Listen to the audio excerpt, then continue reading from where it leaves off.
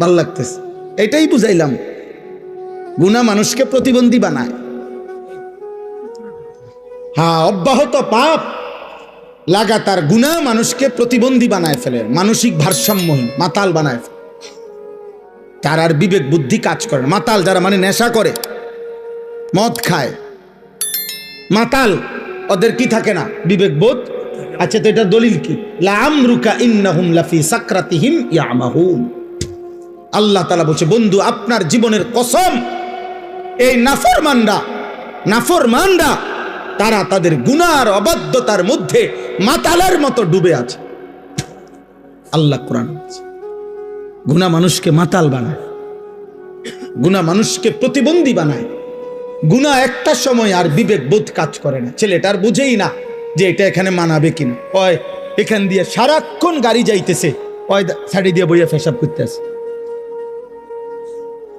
এখানে অসংখ্য মানুষ তাকাই আছে, মনে করেন ওই ওই ওর নারী দেখতেছে, মোবাইল দেখতেছে, ইয়ারফোন লাগাইয়া আপনার গান শুনতেছে। এখানে মনে করেন অগণিত লোক চলাফেরা করতেছে, ও কোনোখান থেকে একটা মেয়ে টোকাইয়া আনছে, ওইটারে লইয়া মোটরসাইকেল দিয়া চলতেছে। বাকি মানুষগুলো দেখলে কি বলতেছে, ও এত কিছুর দরকার কি, আমি একটা অসভ্য চরিত্রহীন কোন আনতে একটা টোয়া লইয়া আইছে, এটারে লইয়া মোটরসাইকেল দিয়ে ঘুরতে আসে। আহা, আল্লাহ আমাদেরকে হেফাজত করেন, আল্লাহ তোমাদেরকে বিবেক দান করেন, আল্লাহ অভিভাবকদেরকেও বুঝ দান করেন। স্বেচ্ছাসেবকের কার্ড যাদের গায়ে লাগানো, তারা সবাই এই পিছনে সবাই ছেলেদেরকে বসান, একজনকেও দাঁড়াইতে দিবেন, একজনকেও। হয় তারে চলে যেতে বলেন, অনুমতি আছে যাওয়ার, আমার কোনো অসুবিধা নেই। আমি দিল থেকে ইয়াকিনের সাথে এটা বিশ্বাস করি যে একজনকে আল্লাহর কথা বললে সওয়াব হয়,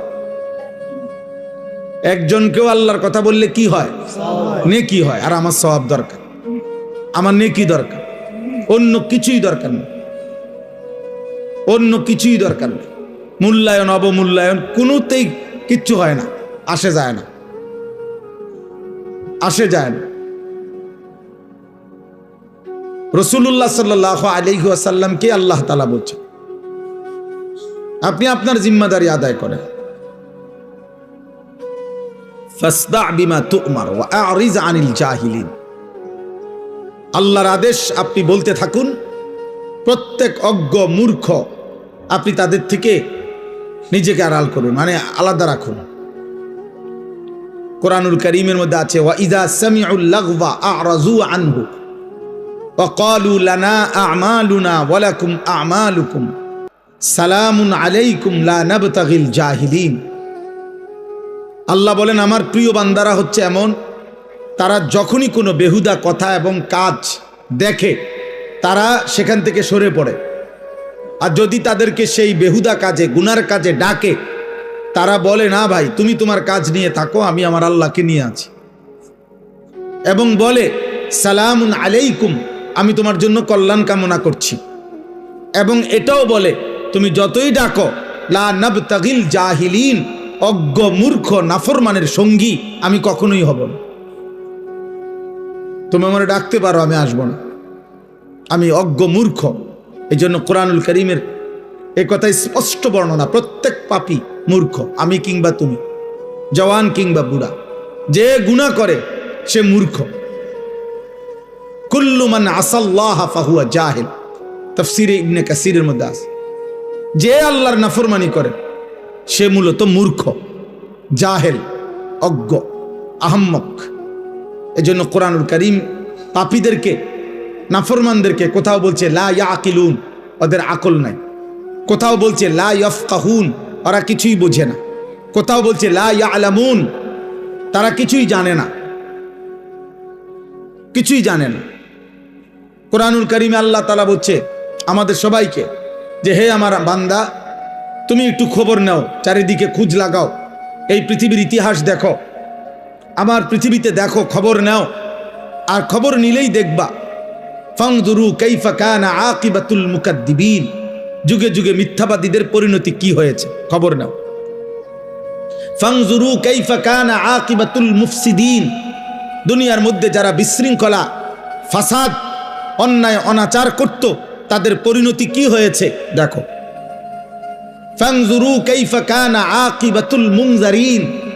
দুনিয়াতে যাদেরকে আমি আল্লাহর পক্ষ থেকে ভয় দেখানো হয়েছিল জাহান্নামের, আখিরাতের, অথচ পাত্তা দেয় নাই, তাদের পরিণতি কি হয়েছে দেখো। ফানজুরু কাইফা কানা আকিবাতুল লাযিনা মিন ক্বাবলিহিম, তোমাদের পূর্ববর্তী নাফরমানদের পরিণতি কি হয়েছে দেখো। আল্লাহ তাআলা বলছে জিজ্ঞেস করো নমরুদের কি হয়েছিল, জিজ্ঞেস করো ফেরাউনের কি হয়েছিল, জিজ্ঞেস করো কারুনের কি হয়েছিল, জিজ্ঞেস করো নূহ আলাইহিস সালামের কওমকে পানিতে ডুবাই দিল কেন, খবর নাও লূত আলাইহিস সালামের জাতিকে জীবন্ত মাটির নিচে উল্টা দাফন করে দিল কেন, খবর নাও শুআইব আলাইহিস সালাম, সালেহ আলাইহিস সালাম, এই দুই নবীর উম্মতকে ফেরেশতার বিকট চিৎকার দিয়ে ধ্বংস করে দেওয়া হলো কেন, খবর নাও ইবলিস শয়তান তাকে বিতাড়িত করা হলো কেন। আল্লাহ তাআলা বলে তুমি খবর লাগাও, তাইলে তো তুমি শুনবা কি কারণে এরা এত ঘৃণিত হলো। আজ হাজার হাজার বছর পরে পৃথিবীর মানুষ ফেরাউনের নামে কোনো কুত্তার নামও রাখে না কেন? নমরুদ এই নামটা এতটা ঘৃণিত যে কোনো মানুষ কোনো জানোয়ারের নামও রাখে না। আবু জাহেল এতটা ঘৃণিত যে পৃথিবীর মানুষ কোনো কুত্তার নামও রাখে না। আবু লাহাব এতটা ঘৃণিত যে পৃথিবীর মানুষ কোনো কুত্তা জানোয়ারের নামও আবু লাহাব রাখে না। কেন এমন হলো? এটা কোরআনে আল্লাহ বারবার এই জন্য ফানদুরু, দেখো দেখো বান্দা খবর লাগাও। আওয়ালাম ইয়াসিরু ফিল আরদ, আমার জমিন ঘুরে ঘুরে দেখো এই পৃথিবীর ক্ষমতাধররা কোথায়, এই পৃথিবীর জালেমরা কোথায়, এই পৃথিবীর অহংকারীরা কোথায়, এই পৃথিবীর নষ্ট নারীরা কোথায়, এই পৃথিবীর রূপ যৌবন সৌন্দর্য বিক্রি করত ওই অসভ্য চরিত্রহীন রমণীরা কোথায়, এই পৃথিবী জুলুম করত, অন্যায় করত, খুন করত, সন্ত্রাসী করত ওই নিকৃষ্ট ডাকাতরা কোথায়, খবর না। পৃথিবী তাদেরকে কখনো স্মরণ করে কিনা? কারো কলিজায় তাদের প্রতি কোনো হারামখোর, মদখোর, নেশাখোরের প্রতি কারো দিলে কোনো ন্যূনতম শ্রদ্ধাবোধ আছে কিনা তুমি দেখো, তুমি দেখো, তোমরাও দেখো ভাই। তোমরা যারা এখন ছেলেরা এই যে যেই সমস্ত বেঈমানের মতো চুল রেখে তোমরা ফ্যাশন করছো, ওই বেঈমানকে কেউ শ্রদ্ধার সাথে স্মরণ করে কিনা তুমি দেখো। আমি যার মতো রাখছি সেই সাহাবায়ে কেরামকে তো মানুষ শ্রদ্ধার সাথে স্মরণ করে। তোমরা যারা দাড়িবিহীন, তো দাড়িবিহীন কোনো মানুষকে পৃথিবীতে কেউ শ্রদ্ধার সাথে স্মরণ করে এমন কোনো ফাসেক তার নাম বলো। দাড়িওয়ালা নবী সাল্লাল্লাহু আলাইহি সাল্লামকে তো মানুষ কলিজা দিয়া ভালোবাসে। দাড়িওয়ালা আবু বকর, ওমর, ওসমান, আলীকে তো মানুষ কলিজা দিয়া ভালোবাসে। তো তুমি দেখো, আমার কথা হইলো যাররা পরিমাণ ভাইয়া ন্যূনতম বিবেক কাজে লাগাও। যে আমি যার মতো সাজলাম তার একটা যুক্তি তো আছে, যে আমার এটা অনুসরণীয় কেন, আমি কেন পছন্দ করলাম, আমি এই চুল পছন্দ করলাম কেন, এই চেহারা পছন্দ করলাম কেন, আমি এই পোশাক কেন পছন্দ করলাম, আমার চয়েস হইল কেন, এর পিছনে ন্যূনতম একটা যুক্তি থাকতে হবে, একটা ব্যাখ্যা তো থাকতে হবে। সেই ব্যাখ্যাটা কি, সেই যুক্তিটা কি বলো না বাপ, একজন বলো, একটা ছেলে বলো। আব্বা সারাদিন যাদের মোবাইলে জীবন কাটে নারী ছবি দেখে, এই জীবনটা তোমার এভাবে যে চলতেছে, এটার উপরে তোমার কি ফায়সালা, মানে কি ভাবনা, তুমি এভাবে কোথায় যাইয়া পৌঁছবা? এক ওয়াক্ত নামাজ যাদের কপালে জোটে না, নাফরমান, অসভ্য, বেয়াদব, বেনামাজি, তুমি কোথায় গিয়ে থামবা আব্বা? তোমার মতো চরিত্রহীন, তোমার মতো চরিত্রহীন কোথায় গিয়ে থামবা? একদিন কি শেষ হবে না এই হায়াত? এই রাত শেষ হবে না? এই যৌবন শেষ হবে না?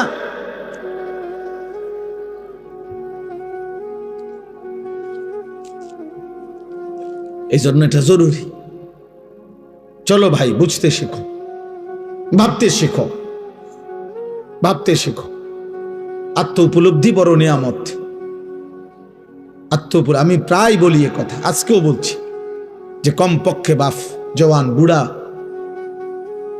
নারী, পুরুষ রাতের বেলা ঘুমের আগে এই পৃথিবীর সবাইরে ভুলে বাদ দিয়া 1 মিনিটের জন্য হলো নিজেকে নিয়ে কল্পনা করা উচিত, আমি আনিস আমার জীবনটা আজকের সারাদিনে যেমনি চলছে, আমি কি করলাম, কি হারাইলাম, ভালোটা কি করলাম, মন্দটা কি করলাম। আমি একজন মানুষ, আমি একজন মুসলমান, আমার কিছু দায়িত্ব ছিল কিনা, আমার সৃষ্টিকর্তা আমাকে কিছু বলেছেন কিনা, আমার নবী সাল্লাল্লাহু আলাইহি ওয়াসাল্লাম আমার জন্য কিছু বলেছেন কিনা। আজকে সারা দিনে আমার আল্লাহর বিধান যা ছিল আমি তা পালন করেছি কিনা। এ কমপক্ষে নিজের সাথে আল কাইয়িসু মান দানা নাফসাহু ওয়া আমিলা লিমা বা'দাল মাউত। নবী সাল্লাল্লাহু আলাইহি ওয়াসাল্লাম বলেন, বুদ্ধিমান সে যে তার নিজের হিসাব করে এবং মৃত্যু পরবর্তীর জন্য আমল করে। ওয়াল তানজুর নাফসুম মা কদ্দামাত লিগাদ। আল্লাহ তাআলা বলেন, হে মুমিন, আমি আল্লাহ তোমাকে বলছি বান্দা, তুমি প্রতি মুহূর্তে লক্ষ্য করো, খেয়াল করো যে আজকের দুনিয়া থেকে আগামী কালকের আখিরাতের জন্য তুমি কি পাঠিয়েছো। ওই যে দেখেন, ওই ভাইকে দেখেন, ওই দেখেন, ওই মোবাইলটা ধরে, ওই ফালতু মিয়া, চলে যান মিয়া, উঠে যান মিয়ান থেকে,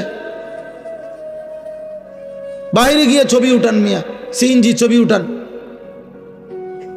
আবার হাসে মূর্খের মতো। এখন ভাল লাগছে নি লজ্জা পাইয়া? আমি তো নিষেধ করছি রে ভাই, আমি সুন্দর করে বলছি কিনা বলেন? তো তাহলে তেড়ামি করলেন কেন?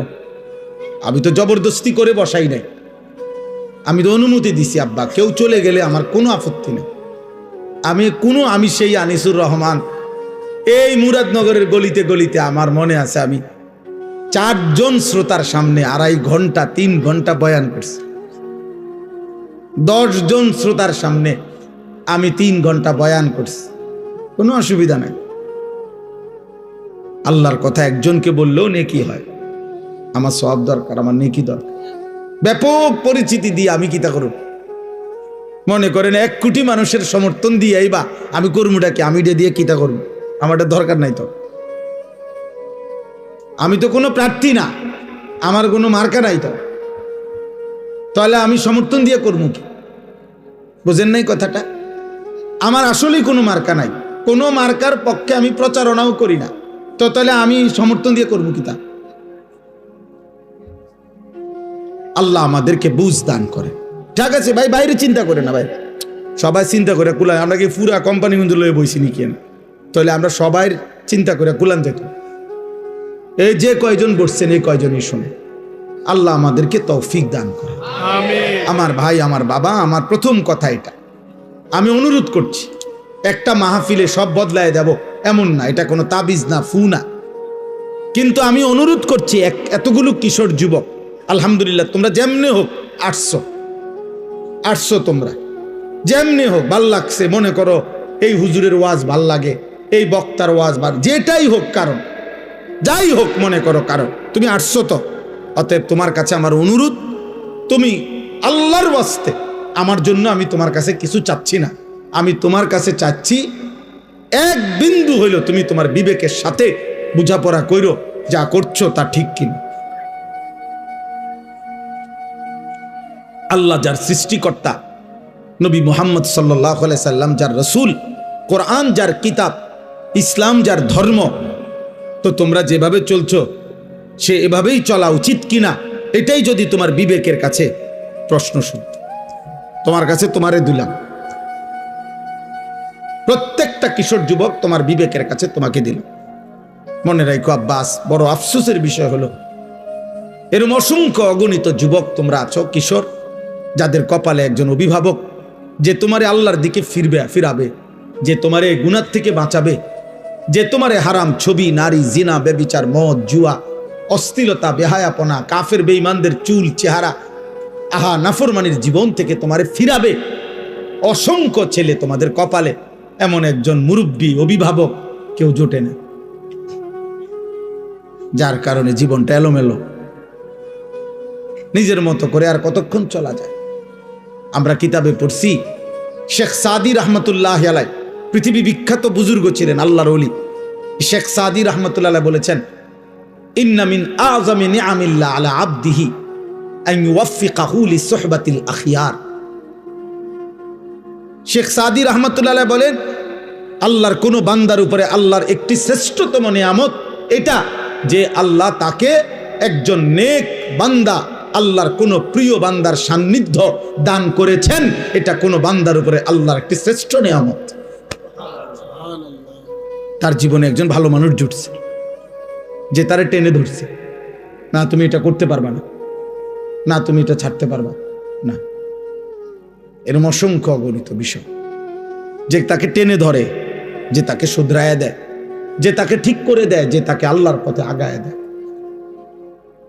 এরপরে লিখছে তিনি, ওয়া ইন্না উকুবাতাহু লিআবিদিহি আন ইয়াবতালিয়াহু বিসহবাতিল আশরার। আর আল্লাহর শাস্তি তার কোন বান্দার উপরে দুনিয়ায় একটি শাস্তি এটা, যে আল্লাহ তাকে কোন মন্দ লোকের সান্নিধ্য দিয়ে মুসিবতে ফেলে দিছে। আহারে, তার বন্ধুই হলো চরিত্রহীন, এবার সে বাঁচবে কেমনে? তার 24 ঘন্টার সঙ্গী বড় মোবাইল, এবার সে বাঁচবে কেমনে? তাই যার লগে চলে তে সারাক্ষণ বিড়ি খায়, এ ভালো হবে কেমনে? এ যার সাথে চলে এই অসভ্য, এই মানুষরূপী পশু দাঁড়াইয়া পেশাব করে, তো এ তার থেকে কিছু শিখবে কেন? বুঝো নাই ভাই? না না, ঠিক চিৎকার দাও, তুমি বুঝতে শিখো। আমি সমর্থন চাচ্ছি না, আবারও তো বলছি, আগেই বললাম, সমর্থন চাচ্ছি না, তোমার বিবেক চাচ্ছি, অনুভূতি চাইতেছি আব্বা, অনুভূতি। আমার ফিকির এটা।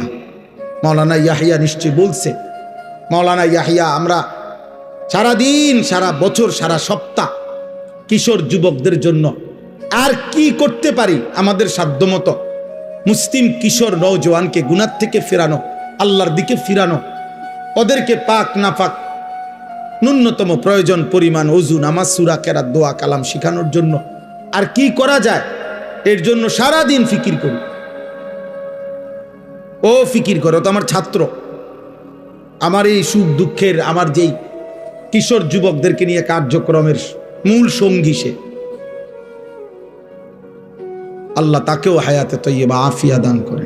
তো বললাম এই জন্য যে আমার ভাই, এটা তোমরা অনেকের কপাল মন্দ, যার কারণে তুমি 365 দিনে তোমারে কেউ একবার বলে নাই, কি রে ফুত, তো মুসলমানের সন্তান ফজরের নামাজ পড়ো না? চিন্তা করেন, এই বদনসিবের কপালে এমন একজন মানুষ জোটে নাই যে তাকে এই কথাটা বলবে। এই বদনসিবের কপালে এটা জোটে নাই কেউ বলবে তারে যে, কিরে বাবা, তুমি মুসলমানের বাচ্চা, এটা কেমনে বেঈমানের মতো চুল রাখলা কেমনে?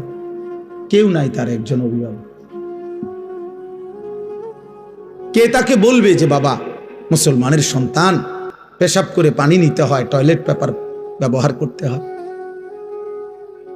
কে তাকে বলবে যে বাবা, সারা রাত উলঙ্গ ছবি দেখা, নর্তকী দেখা, এ তো জাহান্নামীদের কাজ হইতে পারে, ইমানদারের কাজ হইতে পারে না?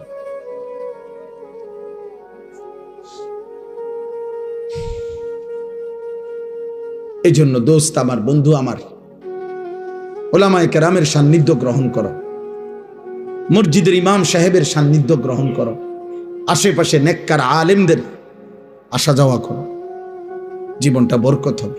তোমার মতো তুমি চইল না, অসৎ বন্ধুর মতো তুমি চইল না, কষ্ট পাইবা। কোরআনুল কারীমের মধ্যে আছে, কিয়ামতের দিন আল্লাহ বলবেন ফেরেশতাদেরকে, উহশুরুল্লাযীনা যালামু ওয়া আযওয়াজাহুম ওয়া মা কানু ইয়াবুদুন মিন দুনিল্লাহ ফাহদুহুম ইলা সিরাতিল জাহিম।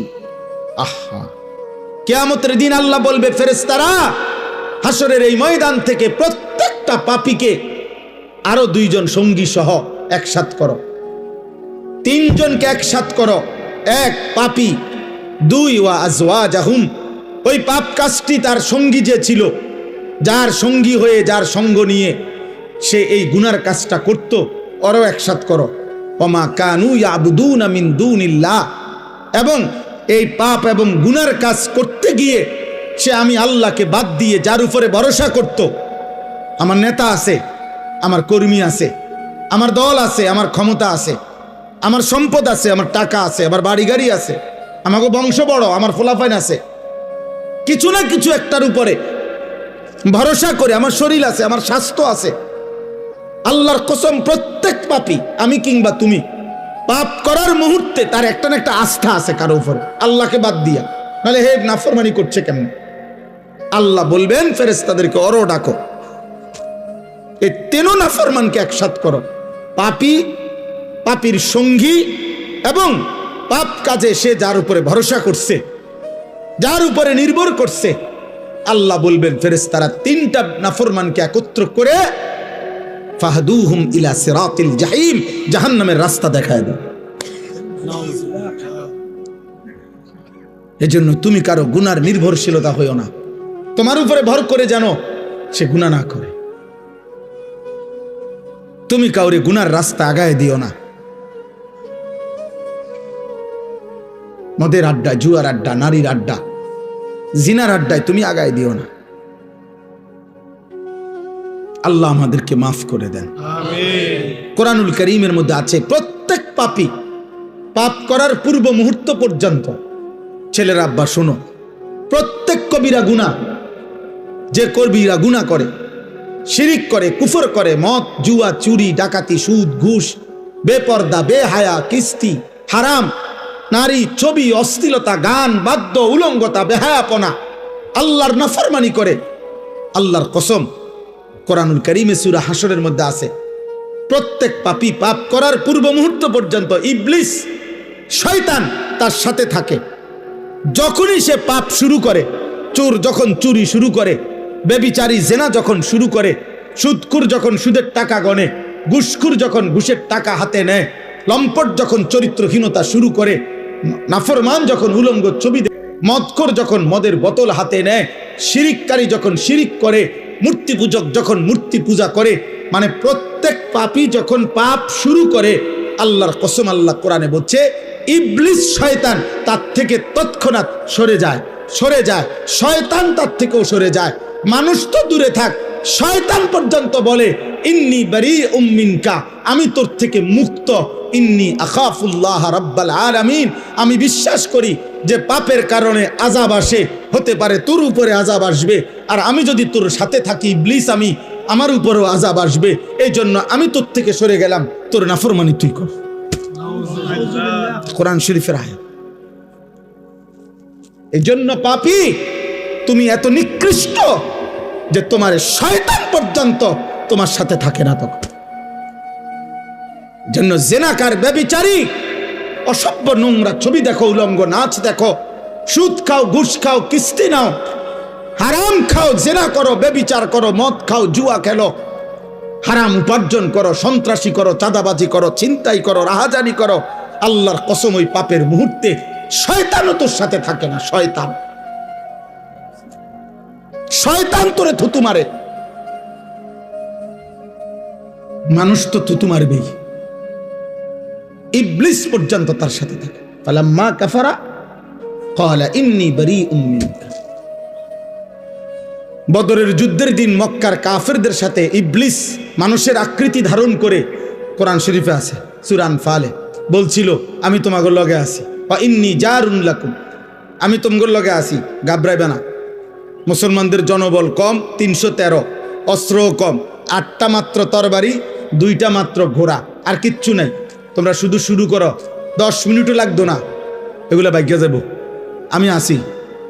ফালাম্মা তারাআতিল ফিআতান, কোরআনে আল্লাহ বলছে যখন উভয় দল মুখোমুখি হইল, তীব্র যুদ্ধ শুরু হইল, ইবলিস দেখলো যে আসমান থেকে হাজারে হাজারে আল্লাহর ফেরেশতা নামতেছে, নাকাসা আলা আকিবাইহি, সাথে সাথে বেঈমান ইবলিস, আল্লাহ কোরআনে বলে, ওদের থেকে সরে গেল। ওরা জিজ্ঞেস করলো কি রে হেতে কো, বাটফার থেকে, হ্যাঁ কোরআন শরীফের। ইবলিস দূরের থেকে বলতেছে ইন্নী বারীউম মিনকুম, আমি তোমাদের থেকে মুক্ত, ইন্নী আরা মা লা তারাউনা, তোমরা যা দেখছো না আমি নিজে দেখতেছি, ফেরেশতা নামতেছে, বেটা সোহায় লাইব, বেটা একটারও রাখতো না। ইন্নী আখাফুল্লাহ, আমি আল্লাহরে ভয় করি, হেতে কয় আল্লাহরে ভয় কর। এই জন্য মনে রেখো ভাই, মনে রেখো বাবা, দয়া করে প্রত্যেকেই, আমার কথা এতটুকু, আমি এই এলাকার বলা যায় আমরা মুরাদনগরের গলিতে গলিতে আমরা পরিচিত মানুষ, অসংখ্য নওজোয়ান, তোমরা আমাগরে চেনো, আমরাও তোমাদেরকে চিনি বাবা। কোনো রকম আলাদা কোনো সুযোগ সুবিধা ভোগ করার জন্য আসি নাই, আলাদা কোনো ক্যাম্পেইন প্রচারণায় আসি নাই, আসছি এটাই মনে করাইতে আমি নওজোয়ানের পরিবর্তন চাই, আমি যুবকের পরিবর্তন চাই, আমি যুবকের সেজদা চাই। আমার এটা জীবনের স্বপ্ন।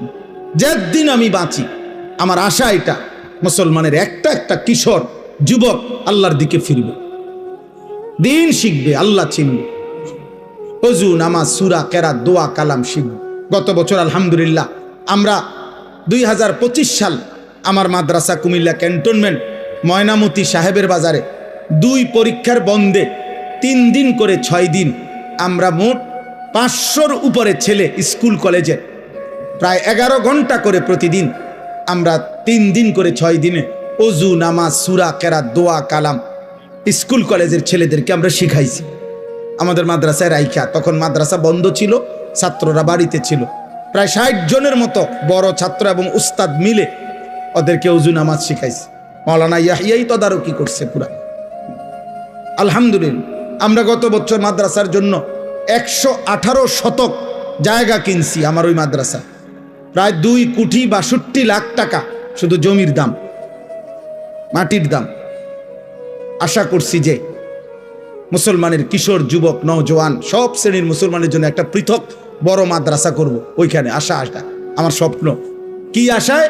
যে সারা বছর মুসলমানের যেই কোনো যুবক কিশোর স্কুল কলেজ ইউনিভার্সিটি পড়ুয়া বা না পড়ুক, যার যখন সময় হবে, যেটুক সময় হবে, যে দূর হোক, 3 ঘন্টা হোক 30 ঘন্টা হোক, যে আসবে যখন যেটুকু সময় নিয়ে দিন শিখবে, আল্লাহ চিনবে, ওযু নামাজ সূরা কেরাত দোয়া কালাম শিখবে, রুকু শিখবে, সেজদা শিখবে, একটা দোয়া শিখবে, 4টা সূরা শিখবে।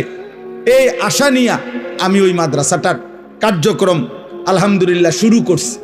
কিন্তু বড় জায়গা, অনেক বড় স্বপ্ন, অনেক বড় ব্যবস্থাপনা দরকার। এই জন্য আপনাদের কাছেও এখন না, বয়ানের পরে আমার একটা কাগজ দিবে, একটা আশা, একটা কাগজ আছে, একটা আবদার আছে। আবদারটা হলো ওই কাগজটার মধ্যে আমরা একটা আবেদন জানায় রাখছি। আমি এটা দেই সারা বাংলাদেশে। আমাদের এই 2,62 লাখ টাকার জায়গায় এক নামাজের মুসল্লা পরিমাণ, জায় নামাজ পরিমাণ জমির দাম, মাটির দাম 4,200 টাকা। তো আমরা একটা নিয়ত করছি যে আমার শায়েখ আল্লামা মুফতি মুশতাকুন নবী কাসেমি হুজুরের পরামর্শে যে কেউ যদি এই 4,200 টাকা দিয়ে এক মুসল্লা জায়গা শরিক হয়, তা আমরা তাকে আমাদের মাদ্রাসার আজীবন উন্নয়ন সদস্য বানাবো এবং সেখানে এই দিনই আয়োজন যা হবে ইনশাআল্লাহ উনি কবরে থাকলেও সদকায়ে জারিয়ার সওয়াব পাইতে থাকবে। এটাই স্লোগান, যে আসবে যখন দিন শিখবে তখন, যার সময় যতক্ষণ দিন শিখবে ততক্ষণ। আমার শেষ কথা ভাইয়া বোন রাখতে হবে, আগামী 12 তারিখ পৃথিবীর শেষ নির্বাচন না, বাংলাদেশেরও শেষ নির্বাচন না। আগামী 12 তারিখ ইসরাফিল ফু দিবে না। লেখছে পত্রিকাওয়ালারা 12 তারিখ দেখা যাবে শেষ হাসিটা কে হাসে। আগামী 12 তারিখ আমি বলছি না না, হাসরের ময়দানে দেখা যাবে শেষ হাসিটা কে হাসবে। খোদার কসম, শেষ হাসি হাসরের দিন। আর আল্লাহ কোরআনে বলছেন ফালিয়াউমাল্লাযীনা আমানু মিনাল কুফফারি ইয়াদহাকুন। আল্লাহ বলছে হাসরের ময়দানে ঈমানদার সমস্ত পাপী নাফরমানদের দিকে তাকিয়ে শেষ বিজয়ের হাসিটা হাসবে। ইয়াদহাকুন অর্থ হাসবে। আল্লাহ বলছেন মুমিন হাসবে, সেজদাওয়ালা হাসবে, আল্লাহর গোলামি করেনেওয়ালা হাসবে, হালাল হারাম পার্থক্য করছে যে সে হাসবে। এই জন্য যুবক তোমরা আরো বাঁচবা, আল্লাহ তোমাদের হায়াত দিক। তোমাদের 14 বছর 16 বছর 18 বছর 20 বছর মাত্র, আল্লাহ যদি করে হায়াত দেয় আগামী 40 বছর তোমাদের সামনে আরো তোমরা বাঁচবা। অতএব তোমাদের কাছে অনুরোধ, একটা ছেলের কাছে অনুরোধ, আব্বা এত কম বয়সে এত নষ্ট হয়ে যায় না, এত অল্প বয়সে 365 দিনে 1 বছরে কোনোদিন নামাজ পড়ো না। মুসলমানের বাচ্চা এত বড় নিকৃষ্ট হাইওয়ান, এত বড় জানোয়ার মুসলমানের বাচ্চা হওয়ার কথা না।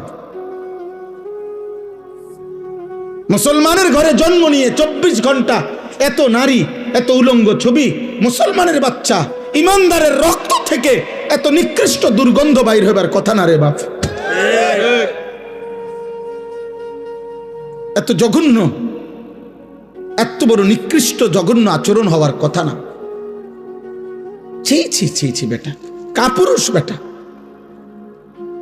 তোরা কাপুরুষ বেটা, তোদের যাদের চুল বেঈমানের মতো, তোরা কাপুরুষ মনে রাখিস। আমি বললাম বুজদিল বেটা, কাপুরুষ, ভীরু বেটা। তোমার আল্লাহ আছে, তোমার নবী আছে, তোমার ধর্ম আছে, তোমার কোরআন আছে, তোমার ইসলাম আছে।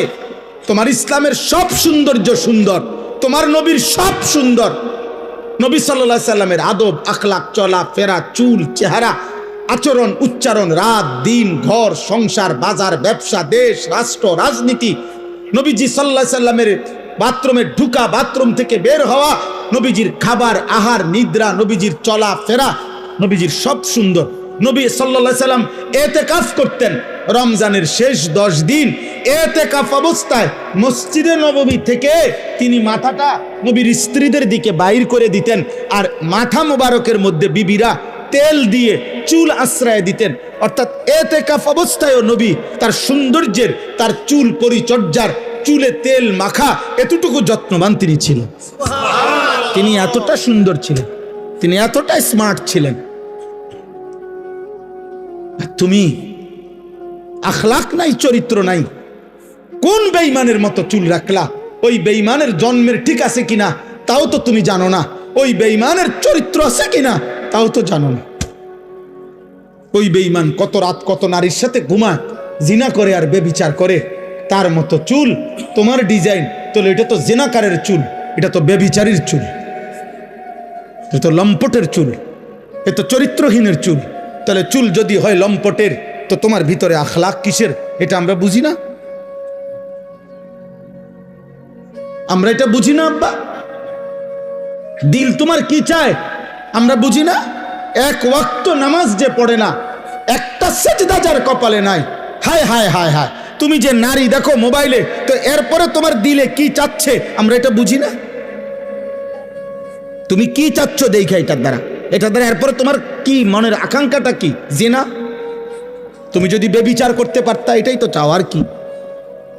তো মানুষের বাচ্চা কেমনে বেবিচার করতে চাও বলেন? মার পবিত্র দুধ যে খাইছে, ইমানদারের ঘরে যে জন্ম নিছে, ও ও ও এই মানসিকতার হবে কিভাবে বলেন? বলেন। আমরা কোরআন শরীফ থেকে শুনাই আব্বা, সবাই এটা জানে। রাসূলুল্লাহ সাল্লাল্লাহু আলাইহি সাল্লামের চাচা আমিরে হামজা, আমরা অনেকে ওনার নাম জানি না সবাই, উহুদের যুদ্ধের দিন যিনি শাহাদাত বরণ করছিলেন, একটা মহিলা, কুরাইশ কাফের মহিলা, ওনার গোলাম দিয়া এই চাচাকে হত্যা করাইছিলেন। হিন্দ ওই মহিলার নাম, যারা বাংলা ভাষায় হিন্দা বলে, মূলত হিন্দ নাম, আকারটা নাই আর কি। আচ্ছা যাক, যেটা উচ্চারণ করে তো করে। তো এই উনাকে হত্যা করাইছে তার গোলাম ওয়াহশিকে দিয়ে। হত্যার পরে এই মহিলা আল্লাহ নবী সাল্লাল্লাহু আলাইহি সাল্লামের চাচা আমিরে হামজার বুকটা ফাইরা কলিজাটা বাহির করছে, কলিজাটা চাবাইয়া খাইছে। নবীজি সাল্লাল্লাহু আলাইহি সাল্লামের চাচার নাক কান কাইটা টুকরা টুকরা কইরা, ছিদ্র কইরা, গলার মালা বানাইয়া নাচছে উহুদের প্রান্তরে। এই সেই মহিলা হিন্দ, হিন্দ নামের এই মহিলা উতবার মেয়ে, আবু সুফিয়ানের স্ত্রী। কিন্তু মক্কা বিজয়ের পরে রাসূলুল্লাহ সাল্লাল্লাহু আলাইহি সাল্লামের হাতে খোদার কসম এই নারী কালেমা পড়ে মুসলমান হয়েছে, এই মহিলা। আচ্ছা, যেদিন মুসলমান হয় সেদিন আল্লাহর কোরআনের আয়াতের আলোকে নবীজি সাল্লাল্লাহু আলাইহি সাল্লাম আরো কিছু মহিলা একসাথে কালিমা পড়ছে। এই মহিলাদের সাথে ওই মহিলাও ছিল, এই হিন্দ, এই মহিলা। তখন তাফসীরে আছে নবীজি সাল্লাল্লাহু আলাইহি সাল্লাম বলছে, তোমরা আমার সাথে কিছু বিষয়ে ওয়াদা করো, বায়াত করো পর্দার আড়াল থেকে। তো বলছে, এক নম্বরে তোমরা আল্লাহর সাথে শিরিক করবা না, বলো। তো মহিলারা ভিতর থেকে বলছে, আমরা আল্লাহর সাথে শিরিক করব না। বলছে, তোমরা বলো ওয়ালা ইয়াসরিকনা, চুরি করব না। তারা বলছে, আমরা কখনো চুরি করব না। ওয়ালা ইয়াজনিনা, এই 3 নম্বরে নবীজি বলছে যে তোমরা এ কথার শপথ করো, বায়াত করো যে আমরা বেবিচার করব না, জিনা করব না। কথা বুঝেন নাই? আমরা জিনা করব না, বেবিচার করব না। আল্লাহর কসম, তাফসীরে আছে এই মহিলা কাফের ছিল এতদিন, এই মাত্র কালেমা পড়ছে, উনি ভিতর থেকে প্রতিবাদ করছে, মোহাম্মদ এটা কি বললা, কি করবে না, কি বললা? তখন বলছে তোমরা জিনা করবে না, এটা কও। তাফসীরের মধ্যে আছে আব্বা, এই নারী যিনি, এই তো বললাম এত জঘন্য ছিল যে কলজা চিরা খাইছে, কাফের ছিল তিনি, কিন্তু তিনি তৎক্ষণাৎ প্রতিবাদ করে নবীকে বলছে, মোহাম্মদ কোন বিবেকবান, কোন স্বাধীনা, কোন বংশীয়া নারী জিনা করতে পারে? এটা শপথ করব মানে? তাফসীরে আছে যে তুমি এটা কি বললা, জিনা করব, জিনা করব না এটা বলতে হবে কেন? কোন বিবেকবান স্বাধীনা বংশীয়া নারী জিনা করে? সে আসমান থেকে পড়ছে, জান, কাফের নারী, কাফের কাফের নারী, বেটা সবাক হয়ে গেছে। আরে আমি কাফের হইতে পারি, আমি মুশরিক হইতে পারি, কিন্তু বেবিচারী হব কেমনে?